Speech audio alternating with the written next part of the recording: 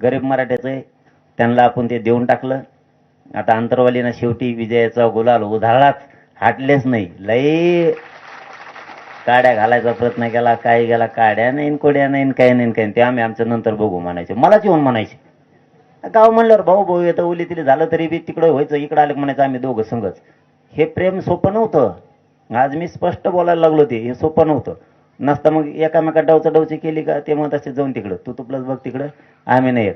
हे म्हणायचं नाही, त्या पाटलासाठी आणि त्या आरक्षणासाठी आम्हाला जायचं तिथं. तो मग जमत नसलं तरी एका कोपऱ्याला बसायचं. लय मोठा आदर्श दिला अंतरवलीनं महाराष्ट्राला, लय मोठा. आणि तुम्ही शेवटी गुलाल टाकला मराठ्याच्या डोक्यावर, त्याबद्दल गावाचं कौतुक.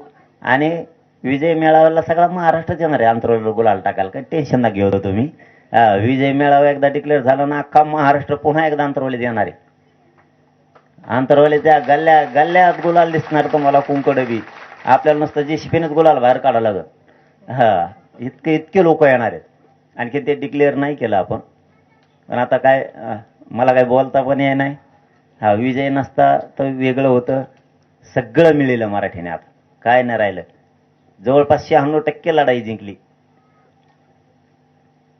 4% म्हणजे काहीच नाही. ते चालता फिरता आपण 96 ओढून घेऊ त्यांना.